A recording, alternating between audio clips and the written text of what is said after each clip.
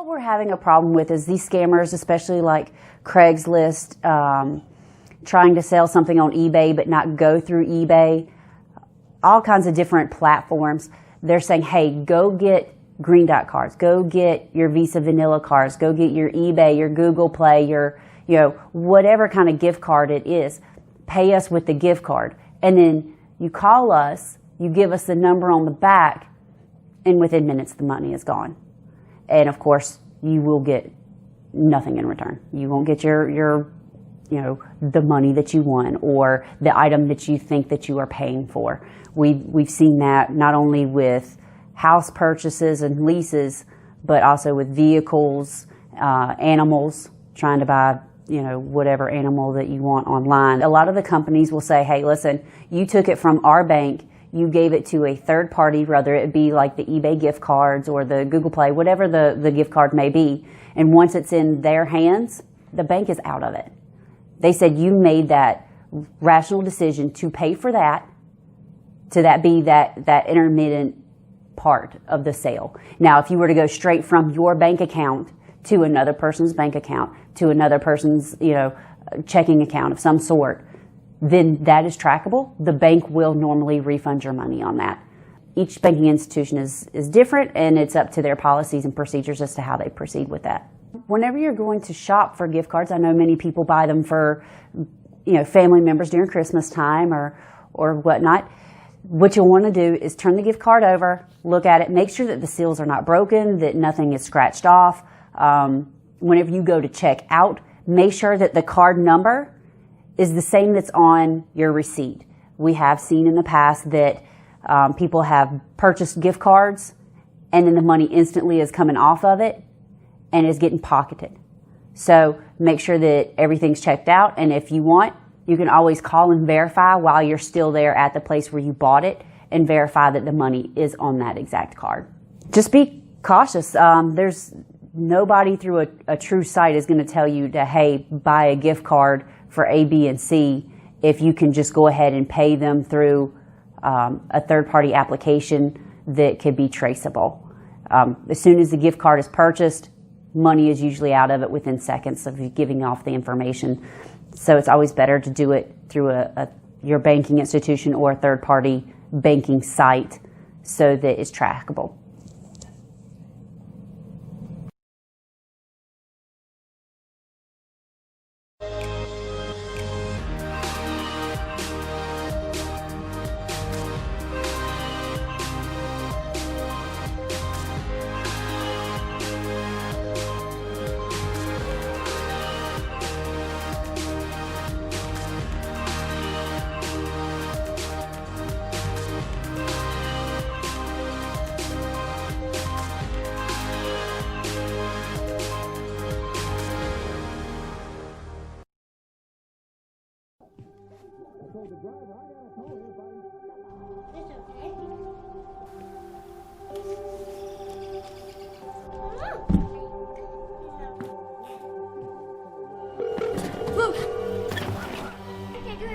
Where's your emergency?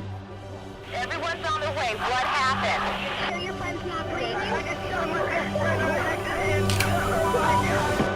dead? Yes, please get my mom and dad. Oh my God!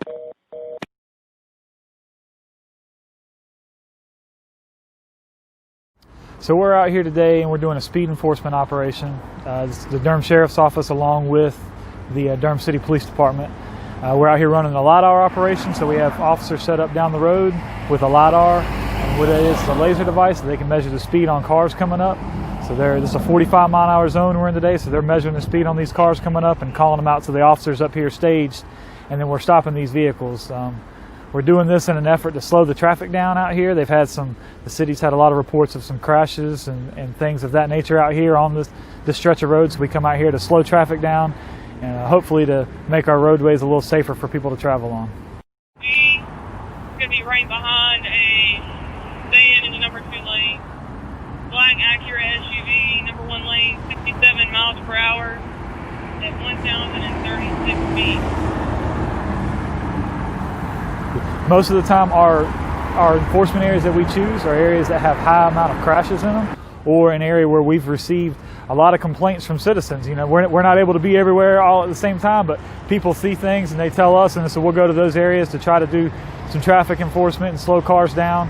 And then we also look at things as like vehicle fatalities, and we try to, and if an area has a spike in vehicle fatalities, we'll come to that area to try to slow the traffic down, and like I said, just try to make it safer for everybody to travel around.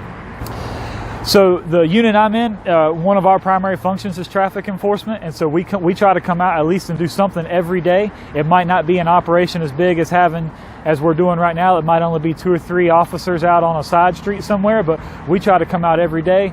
Not just us doing it, we've also got our patrol division goes out, and you know, those guys are answering calls for service and stuff like that. But in the time when they don't have a lot of calls going on, you're liable to see one of them on the side of the road running radar, trying to slow traffic down as well.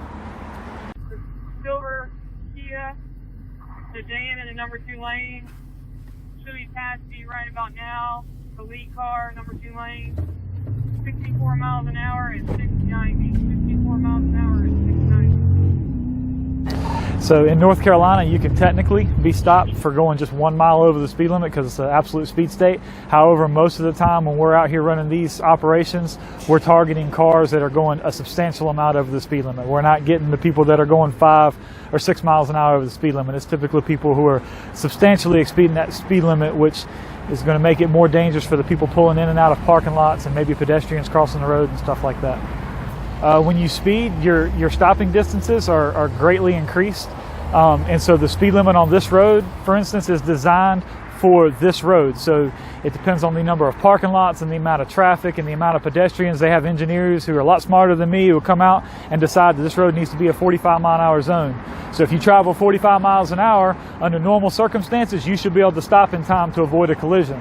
If you're traveling 65 miles an hour on a 45-mile-an-hour road, then you've greatly increased the amount of time that it needs to stop, and you're increasing the amount of chances for you to get into a collision. You want to go ahead and try to make some indication to us that you see us and that you're going to slow down. If you're in a safe place to pull over, you want to go ahead and pull over right there. If you're not in a place where you feel safe pulling over, you know, throw your hazard lights on, put your turn signal on, let us know that you see us, and then proceed to the closest, safest area for you to pull over, whether that be a parking lot or the next side street. And as we approach the car, you know, just be courteous and polite with us, and we're going to try to be courteous and polite with you, and we're going to try to make the stop go as smooth as we can for you while we're dealing with the speed that you or whatever we stopped you for. So if we go to an area where we've had a lot of complaints, a lot of times the people who called to complain about there being a lot of speeding in that area will actually call back, or they'll stop. We've had people stop and give us even like cookies on the side of the road saying, hey, thanks for coming to our neighborhood. And people do show appreciation for the fact that we're coming and doing some speed enforcement in the areas where it's needed.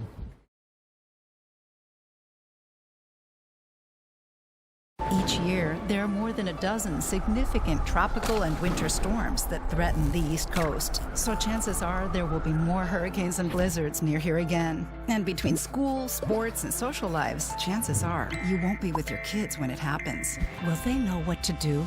Ready.gov/kids has all the educational tools and information to make the conversation easy.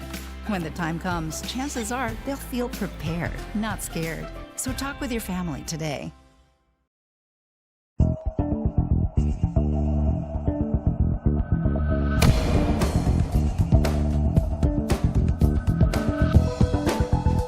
Operation Lifesaver's mission is to live up to its name. Since 1972, we've been the nonprofit rail safety education organization of people dedicated to eliminating death and injuries around railroad tracks and trains. All across our country for almost 4 decades, Operation Lifesaver's trained network of volunteer presenters are working proudly in communities like yours. Our safety message is delivered to thousands of people yearly, reminding them about the dangers always present near trains and train tracks, and offering them safe ways to navigate across highway rail intersections. Operation Lifesaver presenters have reached people all across the United States, from civic groups, town assemblies, trade shows, youth programs, community events and fairs, and many, many other groups where we live, work, and play. Our presenters have been spreading a rail safety message for the benefit of all of us.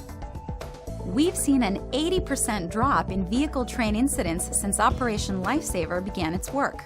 But there are challenges on the horizon. There are more injuries and fatalities involving trespassers than vehicle-train collisions. Trespassers include both people walking on or near the tracks, as well as riding trains illegally.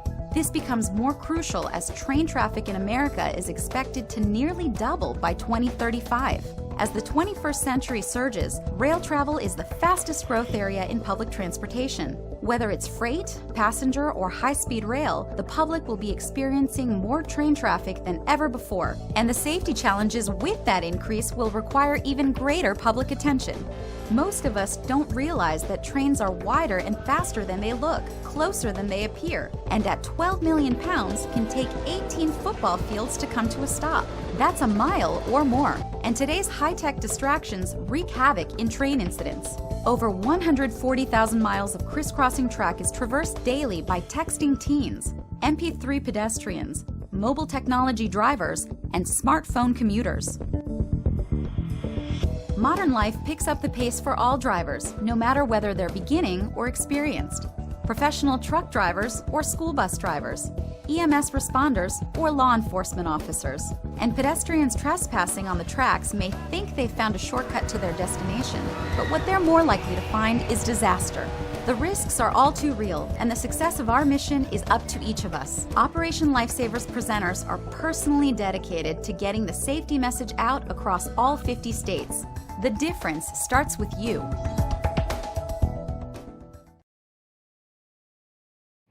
For creating a secure password, the best thing to do would be not to use something simple, like a continuous string of numbers like 1, 2, 3, 4, a word like your pet's name, your favorite car, your favorite food. I mean, try to, be unique.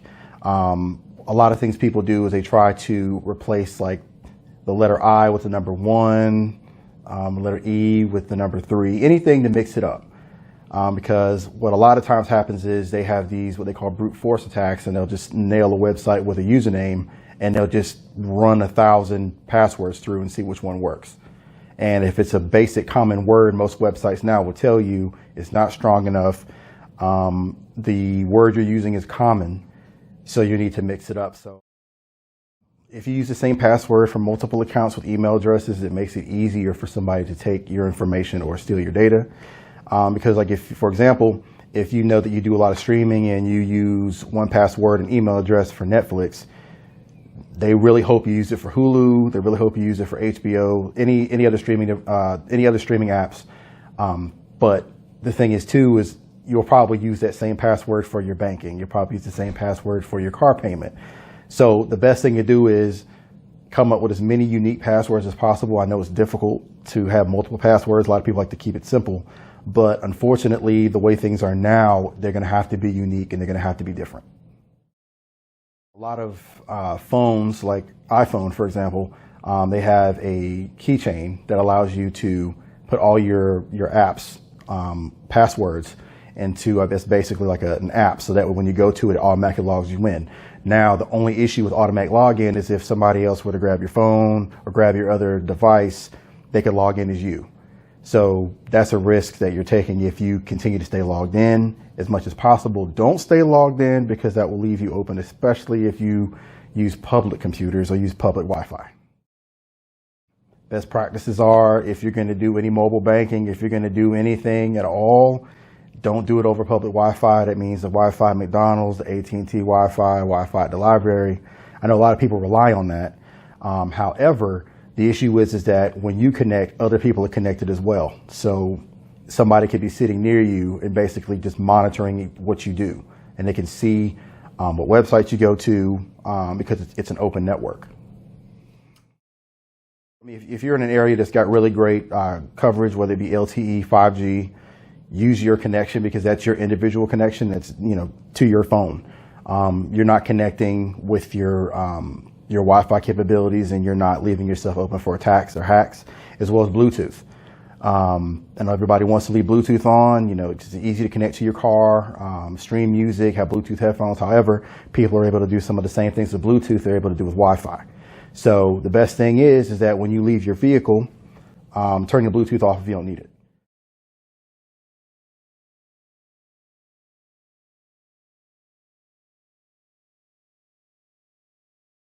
At the time, I just wasn't thinking. I used social media to vent. I wish I would have thought about the effects of scaring people. I didn't mean for that to happen. People took it as a terrorist threat. The university got shut down. I got arrested by the FBI. And now, I don't know what my future looks like. I search my name on the web almost every day and look at the stuff. It's not going away. Think before you post. I work out every day. COVID won't kill me. I'm 24. COVID won't kill me. I have antibodies. COVID won't kill me. It's been a long week. COVID won't kill me. I'm 25. COVID won't kill me. I'm partying outside. COVID won't kill me. I don't need to wear a mask around my friends. COVID won't kill me. I'm 23. COVID won't kill me. If I haven't gotten it yet, COVID won't kill me. I'm young. COVID won't kill me. Famous last words. Don't let them be yours. Socially distance. Mask up, America.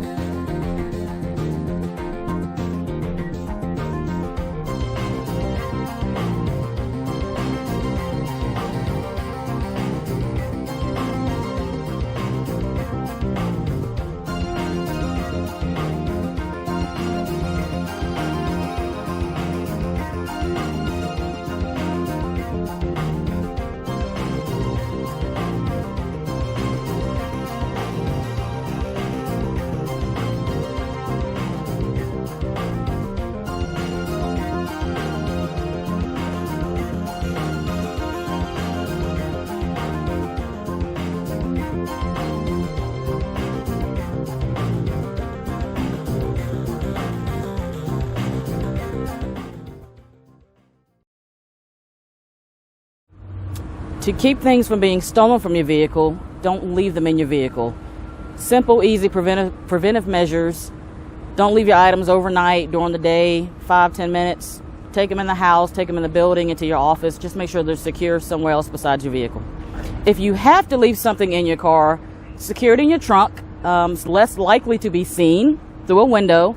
If you can't secure it in your trunk, most people have a locking glove box. Put it inside of your glove box that locks, or your center console. Not all of them locked, but at least it's not out in the open, visible, where anyone can walk by and see it. They're looking for easy grabs, book bags, purses. For some reason, people leave laptops, MP3s. They look for weapons. They know people leave weapons in the car. So if you have to leave a weapon in your car, they make boxes where you can securely lock your weapon in the vehicle, unseen. You can always call the police, reference suspicious activity or suspicious person. Do not approach them yourselves. You never know if they're armed or what their intentions may be. Before you go through it, call the police first. Hopefully they're able to get fingerprints off of it, but call the police before you go through your vehicle. If it appears that they've gotten in, 9 times out of 10, they probably did get in and just didn't see anything worth taking. A lot of heavy equipment, especially for construction, is kind of hard to take in and out.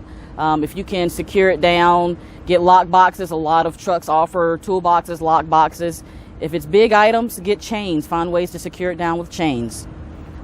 If you can and you're not able to, then one of the best things you can do is make sure that you have these serial numbers so that if they do get stolen, they can be located if they're pawned or stolen or sold to someone else. Put it up, put it away, keep it out of the public's eye. Durham County Sheriff's Office, where's your emergency? Okay, we'll get deputies on the way.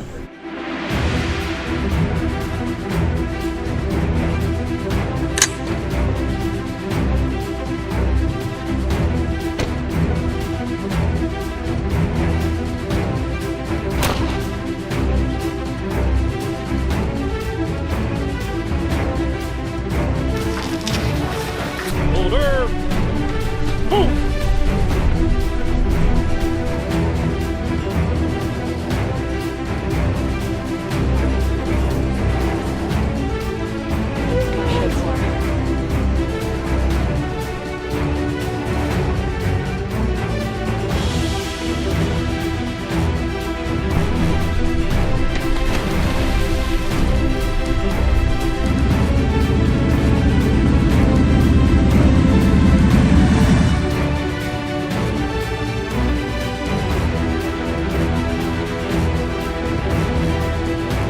y'all doing this morning? Come on through.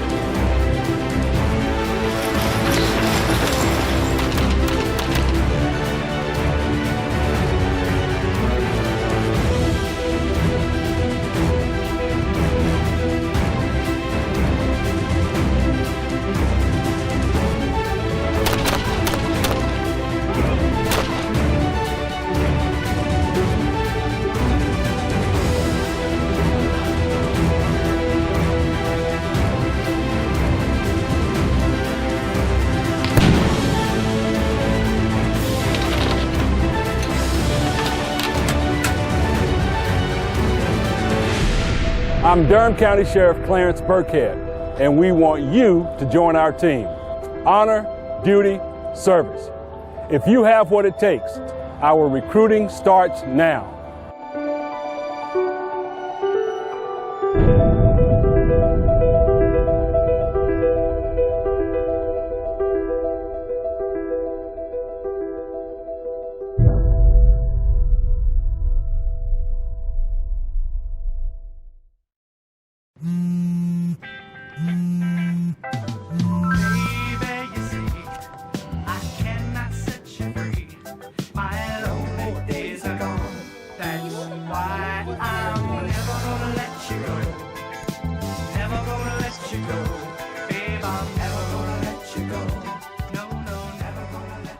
Here you go. Thank you. Thank you. Never gonna let you go.